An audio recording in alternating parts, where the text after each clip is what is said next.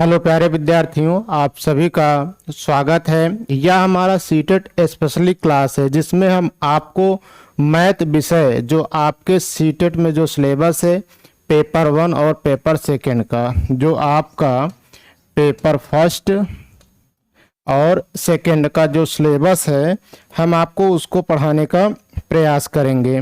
तो हम एक बात ये समझते हैं कि हमें कहाँ से कहाँ तक पढ़ना है। देखिए, जो पेपर फर्स्ट है, पेपर फर्स्ट में जो हमारा मैथ का सेशन होता है वो 2 पार्ट में होता है, और पेपर सेकंड का भी जो पोर्शन होता है वो 2 पार्ट में होता है, जिसे हम पेडागोजी बोलते हैं और जिसे दूसरे शब्दों में हम कह सकते हैं कि शिक्षण। कि जैसे जो हमारा पेपर फर्स्ट है, पेपर फर्स्ट में मैथ हमारा टोटल कितने का पूछता है? 30 नंबर का। अब 30 में से जो हमारा 2 सेक्शन में बंटता है, एक 15 नंबर का होता है और दूसरा भी हमारा कितने का होगा? 15 नंबर का। तो 15 नंबर में हमारा जो है कि जो अर्थमेटिक होता है और कुछ एडवांस की भी चैप्टर होते हैं जो आपके बेसिक होते हैं, बहुत ज़्यादा पेपर फर्स्ट के लिए पढ़ने की ज़रूरत नहीं है। तो 15 नंबर के लिए आपको जो है कि लगभग 12 से 13 टॉपिक आपको दिया है, और जो 15 नंबर है वो हमारा किसका होता है? शिक्षण का होता है। तो शिक्षण के लिए भी आपको जो है कि बहुत ज़्यादा परेशान होने की ज़रूरत नहीं पड़ेगा। तो हम आपको पेपर फर्स्ट और पेपर सेकंड की दोनों की तैयारी कराएंगे। तो अब यहीं पे देखिएगा, ये हमारा पेपर फर्स्ट का था। तो पेपर सेकंड में क्या है कि जो हमारा जो पेपर सेकंड में है वहाँ पे थोड़ा क्या है कि उसमें बदलाव है। पेपर सेकंड में क्या करता है कि जो हमारा जो इधर जो अंक गणित और जो बीज गणित अर्थात अर्थमेटिक और एडवांस में से आपका 20 नंबर का पूछता है। कितने का पूछता है? 20 नंबर का। और शिक्षण केवल कितने नंबर का पूछता है? 10 नंबर का।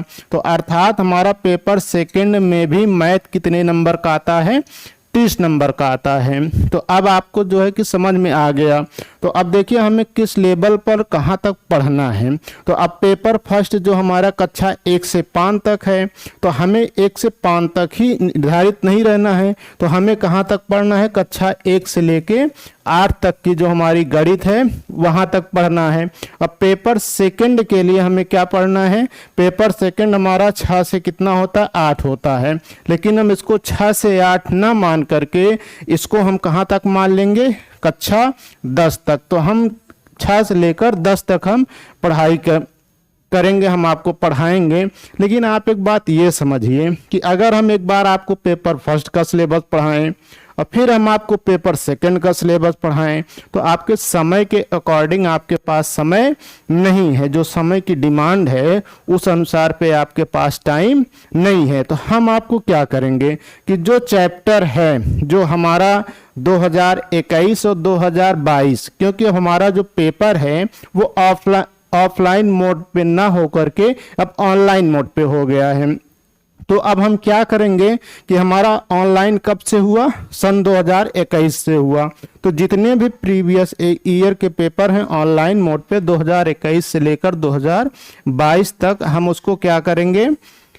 उसी के अनुसार पे जो पेपर फर्स्ट और पेपर सेकंड में जितने भी क्वेश्चन मैथ के पूछे हैं, चाहे वो पेडागोजी सेशन के हों और चाहे आपके अंकी का हो, तो हम उस आधार पे पेपर फर्स्ट और पेपर सेकंड का जो सिलेबस है हम आपको एक साथ तैयारी करवाएंगे, हम आपको एक साथ पढ़ाने का प्रयास करेंगे। तो सर्वप्रथम हम समझ लेते हैं कि पेपर फर्स्ट और पेपर सेकंड को मिला करके इसमें कौन कौन से सिलेबस हैं। तो सिलेबस को हम देखिएंगे, हम पढ़ेंगे। तो देखिएगा सिलेबस को, आप देखिएगा कि सिलेबस में क्या दिया है कि अब जो हमारा संख्या पद्धति है, जो नंबर सिस्टम है, वो आपके पेपर फर्स्ट में भी है और पेपर सेकंड में है। तो हम आपको यहाँ पे ये भी बताते चलेंगे कौन फर्स्ट में है और कौन सेकंड में नहीं है, कौन सा चैप्टर सेकंड में है, कौन सा फर्स्ट में नहीं है। तो अब यहाँ पे देखिएगा, यहाँ पे तो अब यहाँ पे देखिएगा कि अब संख्या पद्धति हमारा पेपर फर्स्ट में है और पेपर सेकंड में भी है। तो अब यहाँ पे जैसे पूछने का लेवल थोड़ा क्या होता है, चेंज हो जाता है। अब जैसे संख्या पद्धति में क्या होता है कि जो लेवल फर्स्ट में है उसमें सिर्फ आपसे पूछेगा क्या, स्थानीय मान पूछ लेगा, उसके बाद आपको नंबर के बारे में पूछ लेगा, और या बहुत ज्यादा आपको संख्या पद्धति में जाएगा तो इकाई का अंक ज्ञात करना। ये आपके सिलेबस में चाहे वो पेपर फर्स्ट में हो चाहे सेकंड में, इससे ज्यादा आपको नहीं पढ़ना है। तो अब वहीं पे देखिएगा दूसरा गुणज एवं गुणनखंड, फिर उसके बाद भिन्न है, भिन्न हमारा फर्स्ट में भी है और सेकंड में भी है, क्षेत्रमिति है, फिर वजन माप प्रणाली है, समय है, फिर आंकड़ों का प्रबंधन, पैटर्न, धन मनी पे आपसे जो आधारित क्वेश्चन पूछेगा, ज्यामिति आपके जो फर्स्ट में भी है और सेकंड में भी है, आकार एवं स्थानिक समझ, लासा एवं मासा। अब यहाँ पे लासा एवं मासा, माध्य माध्यिका एवं बहुलक। अब यहाँ से जो चैप्टर हैं, अब यहाँ पे देखिएगा, अब यहाँ तक के जो चैप्टर हैं ये आपके केवल स्पेशली पेपर सेकंड के लिए है। माध्य माध्यिका एवं बहुलक, प्रतिशत घातांक एवं करणी, बीज गणित और प्रायिकता, ये केवल किसको पढ़ना है, जो पेपर सेकंड की तैयारी करने वाले हैं उनको। कहाँ तक, पेपर सेकंड वालों को तो पूरा चैप्टर पढ़ना है। जितना हम आपको लिखें कि अगर आप सिर्फ चाहते हैं कि हम पेपर सेकंड की तैयारी करें तो आपको पूरा चैप्टर पढ़ना है जितना दिया है। अगर इसमें से कुछ लोग ऐसे होंगे जो चाहते होंगे कि केवल हम प्राथमिक की ही तैयारी करेंगे, पेपर फर्स्ट की ही तैयारी करेंगे, तो उनको ये चैप्टर पढ़ने की आवश्यकता नहीं। कौन सा, माध्य माध्यिका बहुलक, प्रतिशत घातांक, बीज गणित और प्रायिकता। और एक चैप्टर और है जिसे हम क्या कहते हैं, अनुपात एवं समानुपात, अनुपात एवं समानुपात। और एक चैप्टर आपका और है जिसे हम कहेंगे करणी। ये आपके कहाँ पे है, पेपर सेकंड के सिलेबस में ये भी पूछा है, तो इसलिए हमने आपको यहाँ लिख दिया है। तो अब यहाँ पे हम आपको क्या करेंगे, देखिए पढ़ाने का जो हमारा क्राइटेरिया होगा वो क्या होगा, थोड़ा आप समझिएगा। जब हम आपको पढ़ाएंगे तो देखिएगा,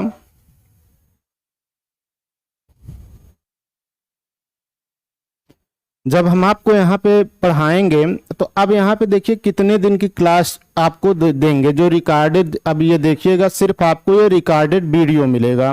तो अब इसमें हम आपको देंगे क्या कि हर एक चैप्टर का केवल एक वीडियो होगा। अगर हम जैसे आज हम आपको देंगे, किसका देंगे, नंबर सिस्टम का देंगे, तो नंबर सिस्टम का भी जितना भी होगा एक ही क्लास में हम आपको नंबर सिस्टम का हम पूरा जो थ्योरेटिकल है पार्ट है उसको हम पढ़ाने का प्रयास करेंगे, ताकि आपको दूसरी क्लास में जाने की आवश्यकता न पड़े। फिर उसके बाद एक वीडियो थ्योरेटिकल का होगा, फिर दूसरा वीडियो इसी नंबर सिस्टम का हम आपका प्रैक्टिस करवा देंगे, जो प्रीवियस ईयर में जितने क्वेश्चन 2021 में और 2022 सिर्फ ऑनलाइन मोड वाले आपको पढ़ना है। ऑफलाइन की जो है कि पढ़ने की जरूरत नहीं है, क्योंकि अगर आप ऑनलाइन मोड वाले जितने भी क्वेश्चन हैं अगर आप उसको हल कर लेते हैं तो ऑफलाइन वाले आप आराम से हल कर ले जाएंगे। तो इसलिए हमें ऑनलाइन ही पेपर भी देना है, तो ऑनलाइन मोड वाले मस्ट है हमारे लिए हल करना। तो हमने आपको क्या बताया कि एक चैप्टर का केवल एक वीडियो होगा और दूसरा एक क्या होगा, प्रैक्टिस होगा। सिर्फ आपको इतना करना है तो आपका जो 15 नंबर वाला सेशन है ये आप इधर पा जाएंगे बढ़िया से। और पेपर सेकंड में 20 नंबर का, कुल मिला के 15 कितना हुआ, 35 नंबर का जो है कि हम आपको केवल लगभग 13 दूनी 26 वीडियो में 35 नंबर दे देंगे। तो अगर फिर ये हुआ, दूसरी बात हम करते हैं पेडागोजी की। तो पेडागोजी के केवल 2 क्लास होगा, 2 वीडियो में हम आपको पूरा पेडागोजी थ्योरेटिकल पढ़ाएंगे और एक वीडियो आपका हम प्रैक्टिस के लिए दे देंगे। तो 3 वीडियो आपका पेडागोजी के लिए हो गया और लगभग 30 से 35 क्लास इधर हो गया। तो अब आइए हम आपको आज हम पहले चैप्टर की शुरुआत करते हैं। तो देखिएगा पहला जो हमारा क्लास है, देखिएगा, देखिए अब देखिएगा पहला जो हमारा शुरुआत होगा वो हमारा किससे होगा, नंबर सिस्टम से होगा। तो नंबर सिस्टम में आप समझिएगा थोड़ा सा क्या है कि नंबर सिस्टम कहते किसे हैं, अर्थात संख्याओं का ज्ञान हमें क्या करना है कि ये पूरा क्या होता है कि ये हमारा जो अर्थमेटिक का होता है ये हमारा एकदम शुरुआती चैप्टर होता है। अधिकतम ये क्या होता है कि अगर आपको नंबर सिस्टम के बारे में या आपने चैप्टर नंबर सिस्टम नहीं पढ़ा है तो अगला चैप्टर अगर आप शुरुआत करते हैं तो आपको थोड़ी बहुत परेशानियां का सामना करना पड़ सकता है। इसलिए आपको परेशानी ना हो इसीलिए आपको नंबर सिस्टम से शुरुआत किया जाता है। तो यहाँ पे समझिएगा कि देखिएगा नंबर सिस्टम के अंतर्गत आपको पढ़ना क्या है कि अब सर्वप्रथम देखिएगा आपसे पूछता क्या है, पूछेगा क्या कि नंबर सिस्टम में के अंतर्गत ही सबसे पहले हम पढ़ेंगे क्या, स्थानीय मान एवं अंकीय मान। अंकीय मान हम समझेंगे कि अंकों के बारे में अर्थात स्थान के बारे में उसके अंकों के बारे में। तो अगर हमें सबसे पहले ये पता होना चाहिए कि अगर यहाँ पे जैसे लिखा क्या है कि 3 2 5 4 तो इसे हम शब्दों में क्या पढ़ेंगे। तो शब्दों में पढ़ने के लिए आपको तो ये पता ही होगा कि इसे हम इकाई बोलते हैं, इसे दहाई बोलते हैं, इसे सैकड़ा बोलते हैं, इसे क्या बोलते हैं, हजार बोलते हैं। तो अब यहाँ पे ये देखिएगा कि स्थानीय मान का मतलब क्या होता है कि उस स्थान का वैल्यू कितना है, अर्थात स्थानीय मान का मतलब ये क्या हुआ कि उस स्थान का वैल्यू क्या है। और अंकीय मान का मतलब हुआ कि उस अंक का मान हुआ। अब यहीं पे जैसे आपसे दिया कि 3254 में 5 का स्थानीय मान बताइए, 5 का स्थानीय मान बताइए। तो 5 का स्थानीय मान हमारा कितना होगा, अब ये हमारा 5 हुआ तो 5 किसके स्थान पे है, किसके जगह पे है, किसके स्थान पे है, 10 के। तो हम इसमें किससे गुणा कर देंगे, 10 से गुणा कर देंगे। तो अर्थात ये कितना हो गया, 50 हो गया। अब इसी तरह आपसे जैसे पूछ क्या लें कि अब यहाँ पे फिर देखिएगा, अब यहीं पे अगर आपसे जैसे फिर पूछे, देखिए कि अब जैसे पूछे कि 35,795 में 3 का स्थानीय मान बताइए, 3 का स्थानीय मान बताइए। तो आप क्या करोगे, अब 3 हमारा कहाँ पे है, ये है। अब 3 किसके स्थान पे है, इकाई दहाई सैकड़ा हजार 10,000। तो अब यहाँ पे हम गुणा किससे कर देंगे, तो अर्थात 1 2 3 4। तो अब 1 2 3 4 4 जीरो से हम गुणा कर दिए तो इसका स्थानीय मान कितना आ गया, 30,000। कितना आ गया, 30,000 आ गया। अब यहीं पे अगर आपसे पूछे देखिए अंकीय मान, तो अंकीय मान का मतलब ये हुआ कि उस अंक का क्या वैल्यू है। कि अगर यहाँ पे जैसे अगर पूछे 9 का अंकीय मान कितना होगा, केवल 9 ही होगा। और 9 का जो स्थानीय मान कितना होगा, 9 गुणे 10 अर्थात कितना होगा, 90 होगा। अब यहीं पे आप समझ लिए होंगे कि स्थानीय और मान और अंकीय मान में क्या अंतर है। आपके पेपर 1 में 1 नंबर आना फिक्स होता है किससे, स्थानीय मान और अंकीय मान से। एक फिर आप देखिएगा अगर आपको नहीं समझ आया है तो एक क्वेश्चन फिर देखिएगा कि अगर जैसे आपसे पूछे 79 3 2 5 में आप समझिएगा कि अर्थात 79,325 में अगर आपसे 3 का स्थानीय मान पूछे तो आप क्या करेंगे, 3 करेंगे।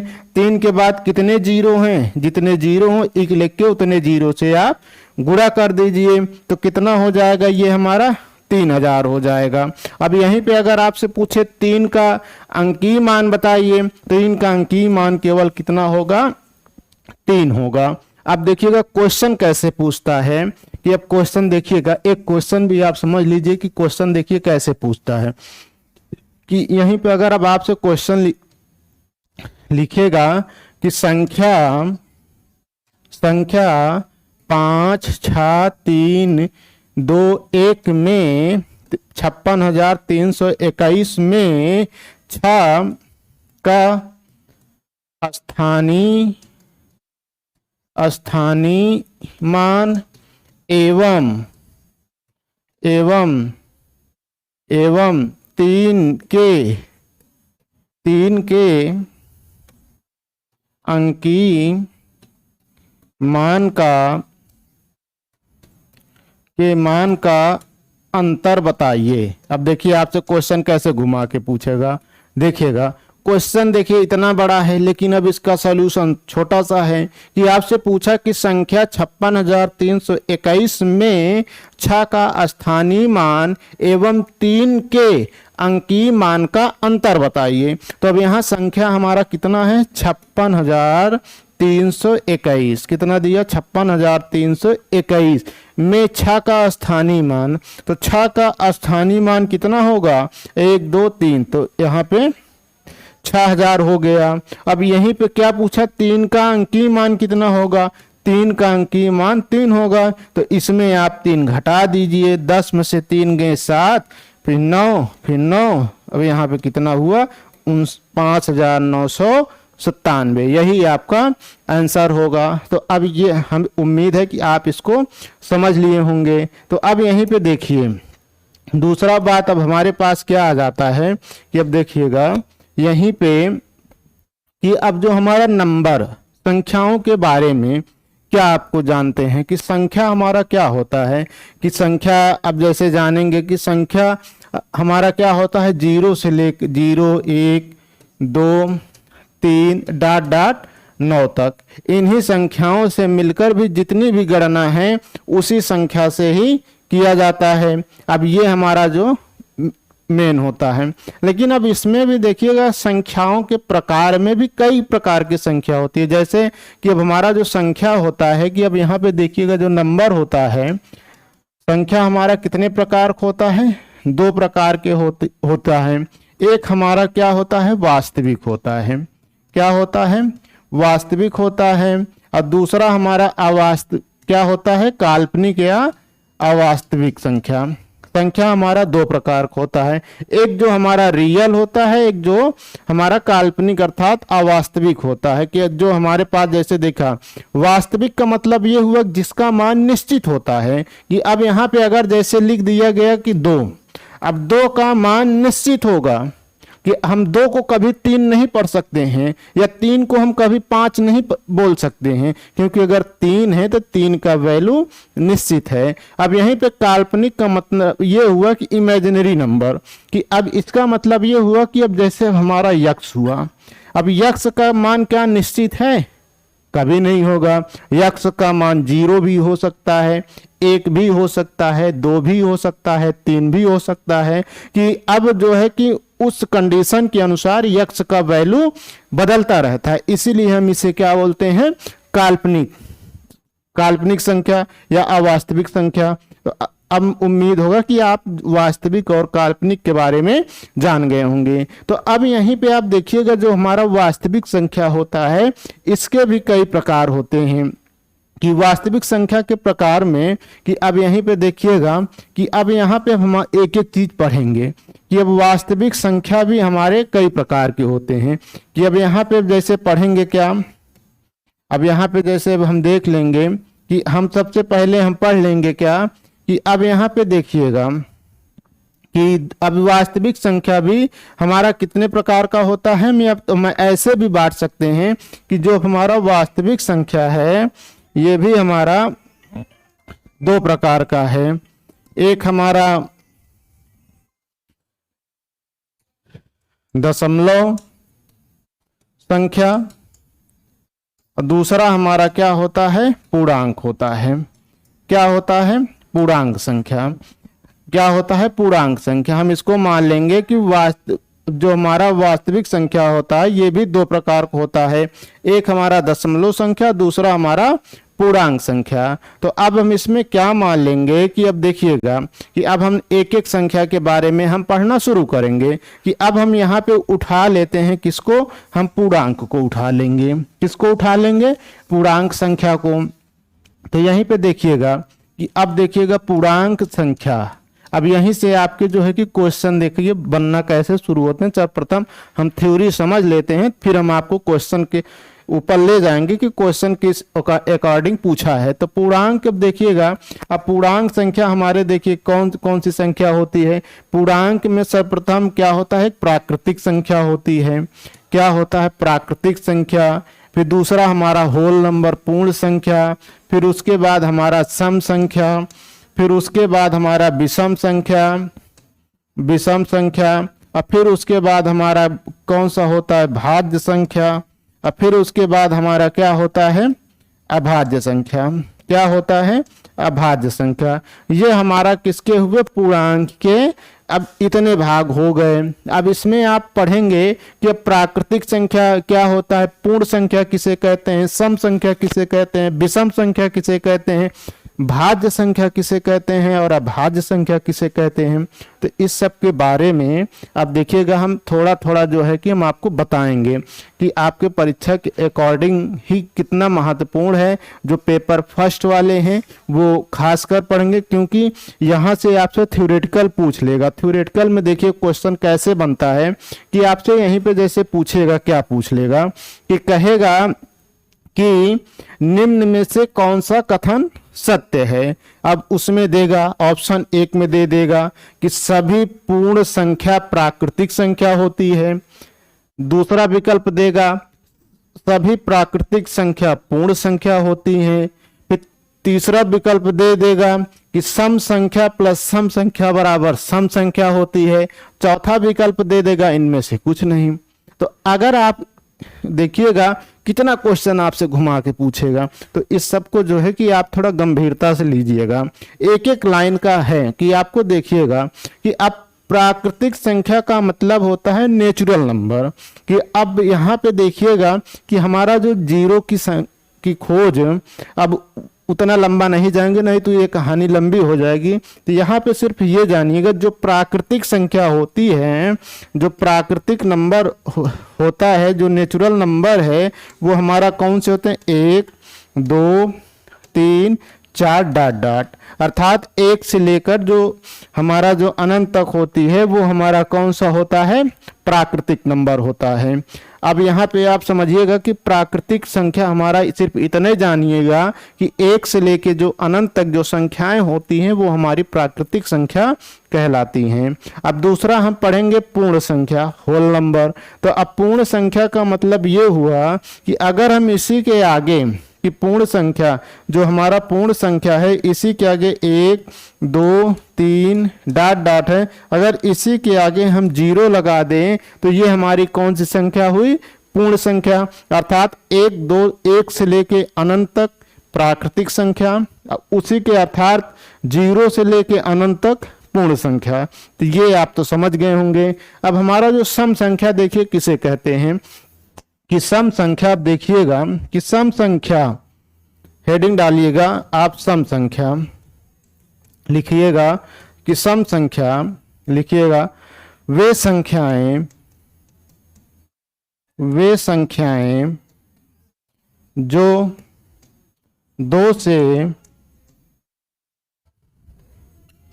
2 से पूर्णतः विभक्त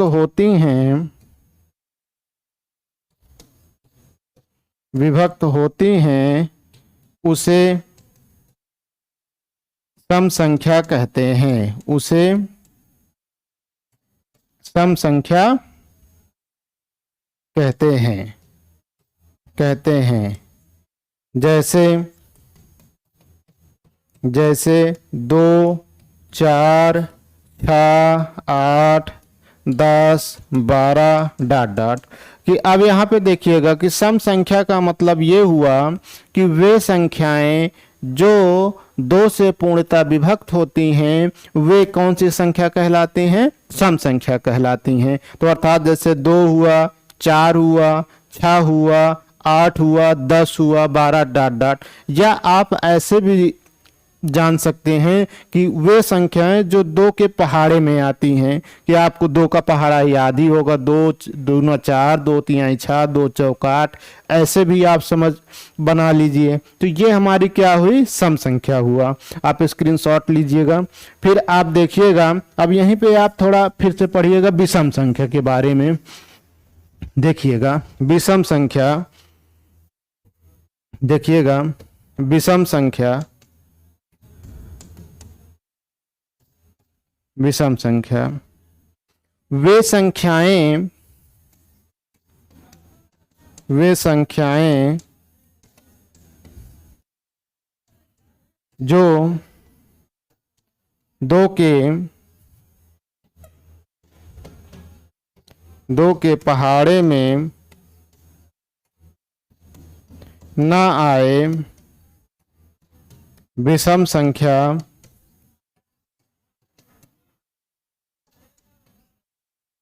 विषम संख्या कहलाते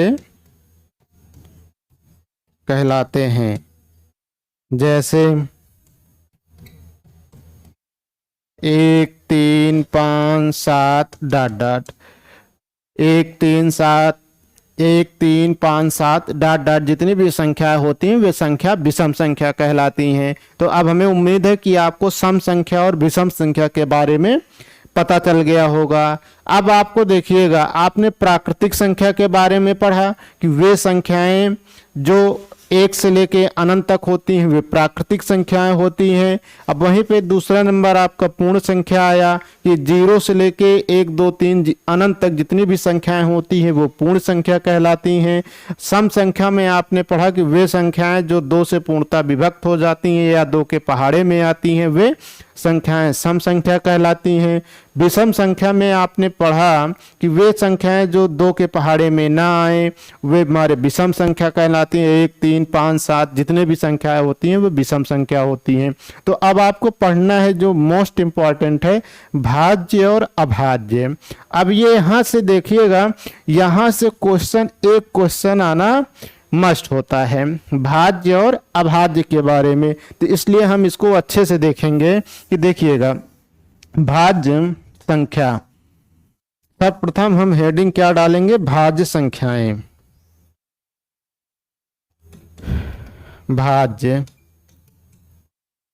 भाज्य संख्या। देखिएगा कि भाज्य संख्या क्या होती हैं, कि अब इसका हम डेफिनेशन लिखेंगे। क्या लिखेंगे कि वे संख्याएं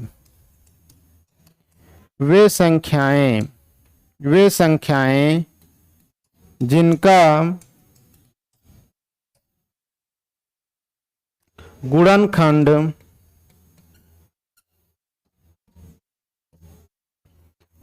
गुणनखंड 2 से अधिक, गुणनखंड 2 से अधिक आए, 2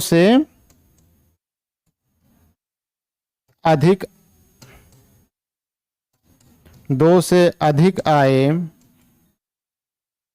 भाज्य संख्या कहलाती हैं। भाज्य संख्या कहलाती है।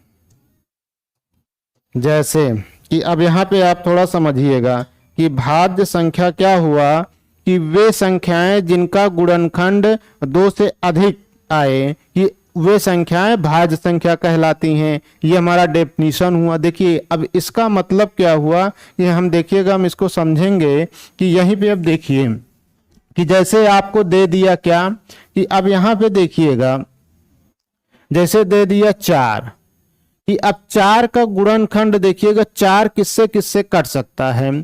4 हमारा 2 से भी संख्या कटेगा, किससे कटेगा, 2 से भी कटेगा, और फिर उसके बाद ये स्वयं 4 से भी कटेगा और किससे कटेगा, 1 से भी कटेगा। तो अर्थात इसका गुणनखंड किससे आया, 2 से अधिक आया। अब यहीं पे आप जैसे ले लीजिए क्या, 6 आप ले लीजिए, क्या ले लीजिए, आप ले लीजिए 6। 6 किससे किससे कटेगा, 6 पहली बात संख्या 1 से कटेगा, फिर संख्या 2 से कटेगा, फिर संख्या 3 से कटेगा, फिर 6 किससे कटेगा, स्वयं से कट जाएगा। तो ये हमारा क्या हुआ, कि अब इसका मतलब ये हुआ कि जो भाज्य संख्या होती हैं उनका गुणनखंड हमेशा 2 से अधिक ही आएगा। अर्थात जब उसका हम खंड करेंगे, जब कितना आएगा, 2 से अधिक आएगा। तो अब ये हमारा रहा 2 से अधिक आएगा। तो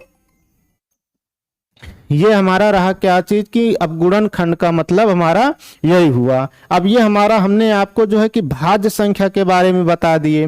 तो अब यहीं पे हमारा जैसे अब अभाज्य संख्या क्या होता है कि अब इसका जस्ट उल्टा कि अभाज्य संख्या वे संख्याएं होती हैं जिनका गुणनखंड 2 होता है, अर्थात वह संख्या या तो स्वयं से कटेंगी या तो 1 से कटेंगे, अर्थात 1 या स्वयं के अलावा जो संख्याएं किसी से ना कटे वे संख्याएं अभाज्य संख्या कहलाती हैं। तब इसका देखिएगा डेफिनीशन आप लिख लीजिएगा कि देखिएगा कि डेफिनीशन लिख लीजिएगा कि अब देखिएगा अभाज्य संख्या, अभाज्य संख्या, अभाज्य संख्या वे संख्याएं जो एक या स्वयं के अलावा किसी से ना कटे, किसी से ना कटे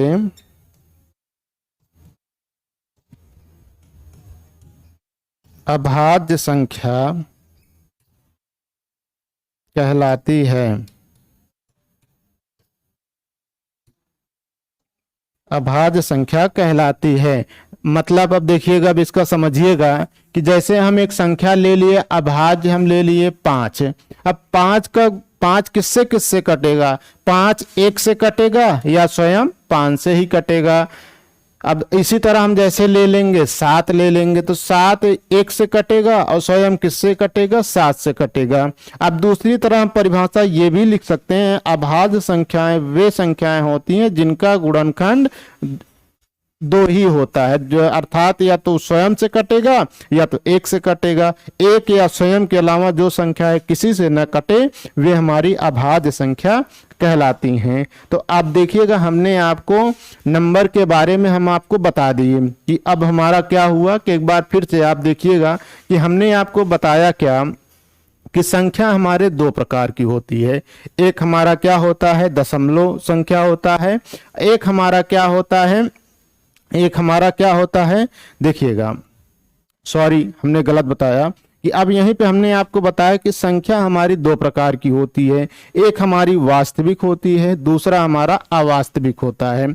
वास्तविक का मतलब ये होता है कि जिसका मान निर्धारित होता है, कि अर्थात अगर हमारे पास जैसे 1 है तो ये इसका वैल्यू निश्चित है कि ये 1 ही होगा, 2 है तो 2 ही होगा। तो अर्थात जिसका मान निश्चित होता है वो हमारे वास्तविक संख्या होती है। और वहीं पे दूसरा होता है कि अवास्तविक या काल्पनिक संख्या, जिसका मान निश्चित ना हो वे हमारे अवास्तविक संख्या कहलाती हैं। जैसे हुआ क्या कि x हुआ, y हुआ, z हुआ, जितनी भी संख्याएं आएंगी वे हमारे अवास्तविक संख्याएं होंगी। अर्थात जो हमारा x का वैल्यू होता है कि अगर अब यहीं पे जैसे x दिया हो कि अब x का मान कंडीशन के अनुसार जब बदलता रहता है कि x का मान कभी 1 भी हो सकता है, 2 भी हो सकता है, 3 भी हो सकता है या कुछ भी हो सकता है। तो अब ये हमारा अवास्तविक संख्या हुआ।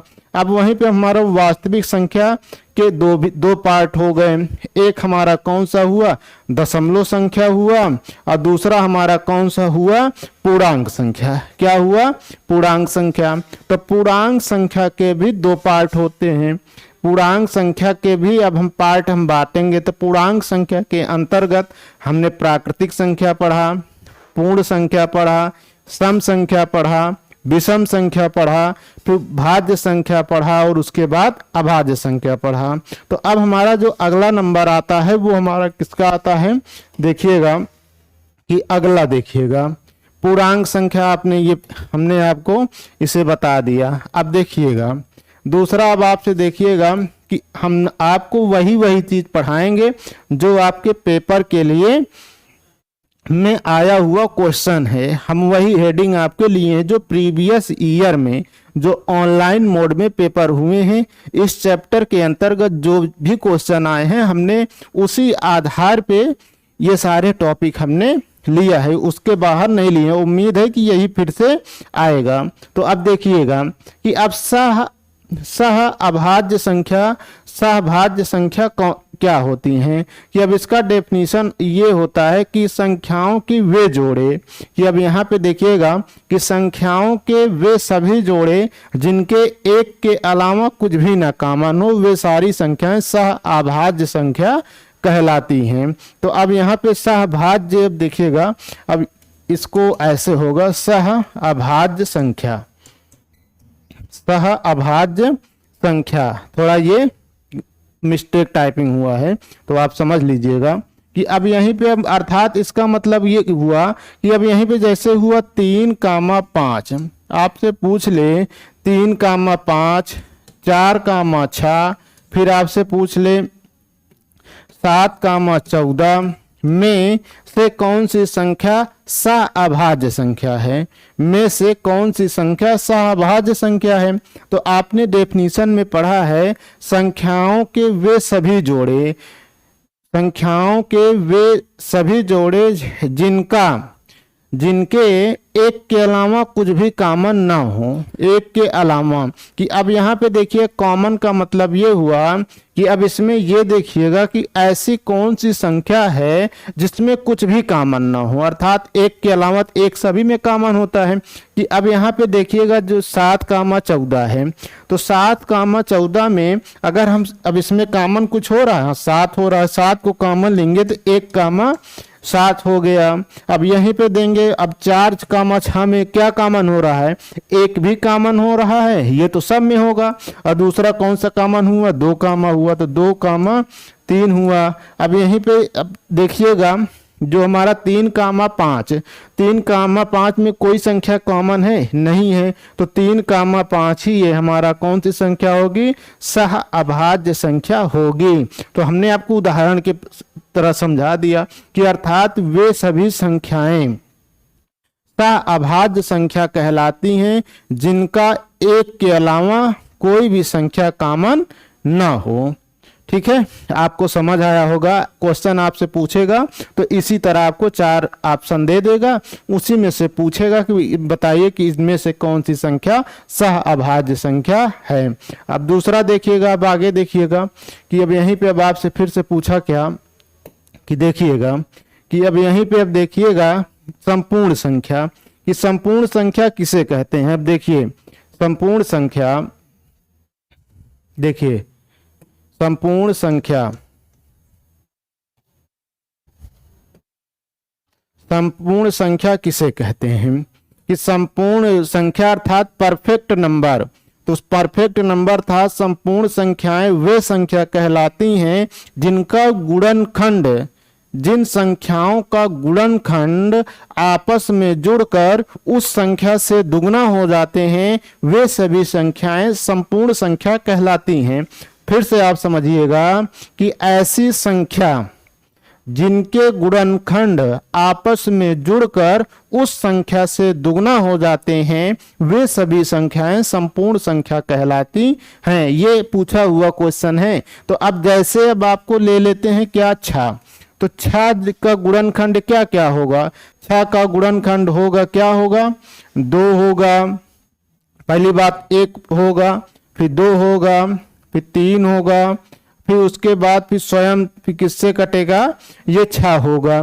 तो अब इसको आपस में हम जोड़ देंगे, आपस में जोड़ देंगे, 2 1 3 3 6 6 12, तो कितना आ गया 12। अर्थात ये देखिएगा कि अब यहाँ संख्या 6 था, अब इसका गुणनखंड आपस में जुड़कर कितना हो गया, 12 हो गया। कितना हो गया, 12 हो गया। तो आपने यही डेफिनेशन भी पढ़ा कि संपूर्ण संख्याएं वे संख्याएं होती हैं जिनका गुणनखंड आपस में जुड़कर उस संख्या से दुगना हो जाती हैं, वे सभी संख्याएं संपूर्ण संख्या कहलाती हैं। तो हमने आपको एग्जाम्पल के थ्रू हमने क्या लिया, 6 लिया। तो 6 का जो गुणनखंड होता है वो हमारा 6 का गुणनखंड 1 हुआ, अर्थात 6 किससे कटता है, 1 से कटेगा, फिर 2 से कटेगा, फिर 3 से कटेगा, फिर स्वयं वह किससे कटेगा, 6 से कटेगा।